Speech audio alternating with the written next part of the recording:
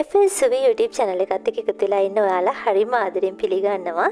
අද මම හිතුවා මම ඇවිදින්න ගිය තැන් කිහිපයක අත්දැකීම් ඔයාලත් එක්ක බෙදාගත්තා නම් හොඳයි කියලා. ඉතින් අපි මහියංගනේ ඉඳලා බදුල්ල පැත්තට තමයි පොඩි ට්‍රිප් එකක් ගියේ. මේ යන අතරතුර හරි ලස්සන තැනක් අපිට හම්බ වුණා.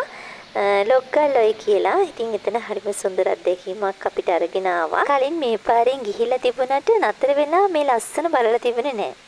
ඇත්තටම පාරේ කොච්චර ഘോഷාව තිබුණත් මේ ජලාශයේ ഘോഷාව ඒ හැම හඬක්ම ඉක්මවලා ඇහෙනවා.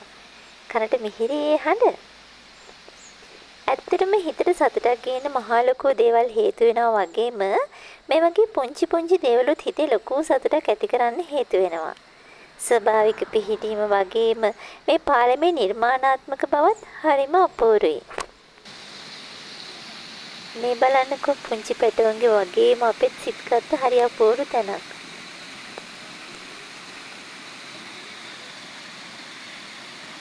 ඔන්න බලන්නකෝ මේ වටපිටාව කොච්චරනම් ලස්සනද කියලා. ඒ පාලමත් එක්ක හරි අපූර්ව නිර්මාණයක් තමයි මේ ජලාශය. මේ පළාතෙම හරි අපූර්ව සුන්දරත්වයක් තියෙනවා. අපි ආවේ උදේ හින්දා හරි නිහඬ බවක් තිබුණ පරිසරයේ වුණත් ගොඩාක් අවුව වැටලා තිබුණෙත් නෑ. ඉතින් හරි ලස්සනට මේ දර්ශන ටික අපිට ගන්න පුළුවන් වුණා. මේ තනපලස හරි අපූර්වයි. මේ වගේම මේ ලස්සන ගහකොළ හරි අපූර්ව සුන්දරත්වයක් මේ හැම තැනකම දකින්නට ලැබුණා. මේ ඔය මැද තියෙන දූපත් සමූහය වගේම මේ පළාතම හරිම ලස්සනට පේනවා. මේ පෙනෙන්නේ මහියංගනේ ඉඳලා බදුල්ල පැත්තට යන මාර්ගය.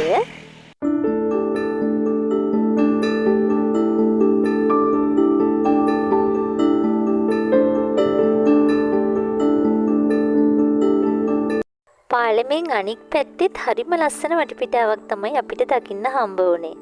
මෙතනින් පහළට බැහැලා සුන්දරත්වයේ තවත් විඳින්නට ආස හිතුණා.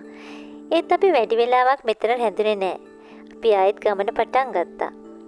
සමහර ස්ථාන ළඟටම ගිහිල්ලා වැඩි සුන්දරත්වයක් විඳින්න උත්සාහ කරනවට වඩා දුර ඉඳන්නේ අසිරිය නරඹන එක අපේ ආරක්ෂාවට හොඳ වෙන්න පුළුවන්. මොකද නොදන්න තැන්වල සුන්දරත්වය විඳින්න යන්නේක අවදානම් හින්දා.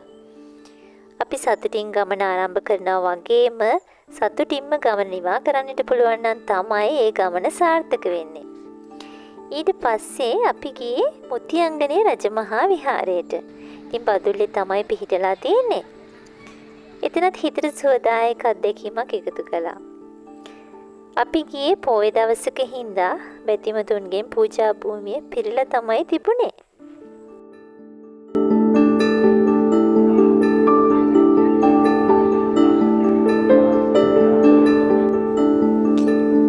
ගස් අතරින් මුතියංගන චෛත්‍ය රාජනන් වහන්සේ හරි අපූර්වට මෙතෙන්ට දර්ශනය වුණා.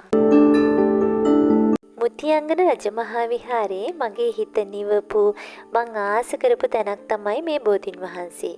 ඉතින් පූජා භූමියේ බෝධින් වහන්සේලා කිහිප නමක්ම වැඩ හිටියා. අපි ගියේ තදට අවුව තියෙන වෙලාවක. ඒ වුණාට මෙතනදී අපේ හිතට වගේම ගතටත් පුදුමාකාර සිසිල් බවක් දැනුණා. සෝබාදහම කියන්නේ හරි අපූර්ව නිර්මාණයක්.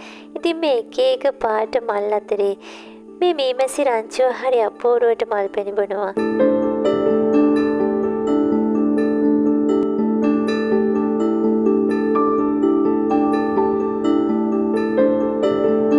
සෝබාදහමේ සුන්දර නිර්මාණ අතර දිය ඇල්ලට හම්බ වෙන්නේ විශාලම වැදගත්කමක්. ඉතින් රාවණා ඇල්ල බලන්නට යන්න අපිට හැකියාව ලැබුණා. හරිම ලස්සනට මේ දිය පහර ගලාගෙන යනවා. ගොඩාක් උස කඳ මුදුනක ඉඳලා හරි අපූර්වට පහර ගලාගෙන යන හඬ හරිම ගීතවත්. මේ හැම දර්ශනයක්ම හිතට බොහෝම සුන්දර බවක් එකතු කරා. ඒ වගේම හිතට බොහෝම සහනයක් එකතු කරා. ඉතින් මේ සෝබාදහමට කොච්චර හොඳට අපේ හිත නිවන්නට පුළුවන්ද? අපේ හිත සුවපත් කරන්නට පුළුවන්ද? අපේ හිතට සතුටක් අරගෙන ඉන්නට පුළුවන්ද? ඉතින් ලංකාවේ කොච්චර ලස්සන තැන් තියෙනවද? පුංචි තැනක් වුණත් වැඩි ප්‍රසිද්ධ නැති තැනක් වුණත් සෝබාදහම හරිම ලස්සනයි. ඉතින් මේ වගේ ප්‍රසිද්ධ තැන් වගේම අප්‍රසිද්ධ තැන් ගොඩාක් තියෙනවා අපිට සුන්දරත්වයේ විඳින්න පුළුවන් තැන්. ඉතින් සමහරක් තැන් වලට පියදම් දරාගෙන යන්න ඕනේ නැති තැන් තියෙනවා. හරිම අපූර්ව සුන්දරත්වයක් අපේ හදවතට අරන් එන තැන්. ඉතින් ඒ අතරේ මේ වගේ තැනුත් බලන්නට එන්න පුළුවන්කමක් තියෙනවා නම් මේ අත්දැකීම ජීවිතේට කොටාක්ම වටිනවා. පාල මුටින්දර බලනකොට මේ ඇල්ල පහළ කොටස මේ විදිහට තමයි අපිට දකින්නට ලැබුණේ. කොළ පැහැයත් එක්ක මුසු වෙච්ච මේ කිරිසුදු පැහැය හරි අපූර්වට අපේ නෙතට දැర్శණය වුණා. අපි දැක්ක විශාල ජලකඳ වගේම මේ පුංචි පුංචි දිය දහරාවුනොත් හදවතට එකතු කරේ ලොකු සැනසීමක්. මේ ජල පහර වැටෙන හඬ මේ පුංචි පුංචි දිය පහරවල වලින් සෝබාදහම ලස්සන කරන අපූර්ව කියලා නිම කරන්නට බැරි සතුටක් හදවතට අරගෙන ආවා.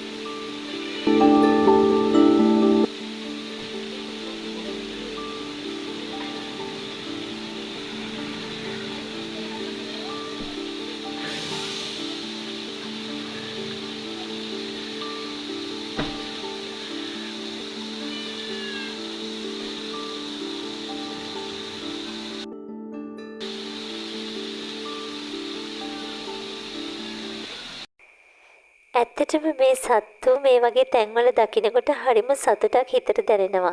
මේ සෝබාදහමට අයිති සත්තු. ඉතින් එයාලා ජීවත් වෙන මේ වනාන්තරවලදී එයාලා හරි අපූර්වට අපිට දැర్శණය වෙනවා.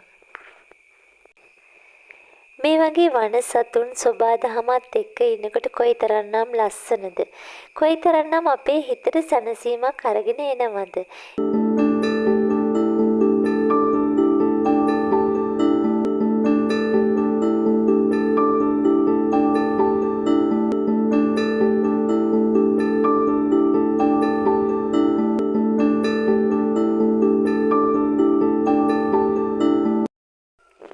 රවණ ඇලේ ලස්සන බලලා අපි ඊළඟට ගියේ ඇලේ නයින් ආච් බලන්න.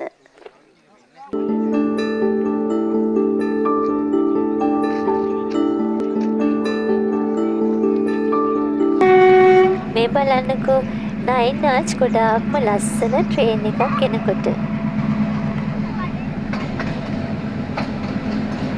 ඉතින් ලංකාව කියලා කියන්නේ සෝබාදහමේ හරි අපූර්ව නවාතැන් පළක්නේ.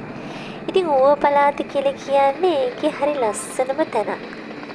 ඉතින් FLCV YouTube channel එකෙන් ගිය සංචාරයේ අවසන් වුණේ දියලම ඇල්ලත් බලලා. ඒ වුණාට ගොඩක් හවස් වුණ නිසා වීඩියෝ කරගත්තේ නෑ. ඒ වගේම මහමෙවුනා භාවනා සුපුවෙත් ෆොටෝස් ටිකක් විතරයි අරගත්තේ. වීඩියෝ කරගන්න බැරි වුණා ඔයගොල්ලන්ට පෙන්නන්න. FLCV YouTube channel එකත් එක්ක එකතු වෙලා ඉන්න ඔයාලට පුංචි දෙයක් කියන්නට ඕනේ. A to Z ශ්‍රී ලංකා කියලා travelling channel එකක් තියෙනවා අපේ. ලංකාව පුරාම විහිදිලා ඉන්න නිලධාරි කණ්ඩායමක් එකතු වෙලා තමයි channel එක කරන්නේ. මම අද ඔයගලන්ට ගෙනාව ලොග්ගල් ඔය හැර අනිත් හැම තැනකම සම්පූර්ණ වීඩියෝස් තියෙනවා. A to Z Sri Lanka YouTube channel එකෙන් කරලා ඉතින් මේ ළඟදී මුතියංගන රජමහා විහාරයේ වීඩියෝ එකක් කළා. ඔයගලන්ට මම ලින්ක් එක දාන්නම් A to Z Sri Lanka YouTube channel එකට ගිහිල්ලා ඒ වීඩියෝස් බලන්න පුළුවන්. channel එක subscribe කරලා තියාගන්නත් පුළුවන් කියලා මම ඔයාලට හරි ආදරෙන් මතක් කරනවා. එහෙමනම් ඉතින් FLCV YouTube channel එකෙන් අද දවසට සමුගන්නම්. සුබ දවසක් ඔයගොල්ලෝ හැමෝටම.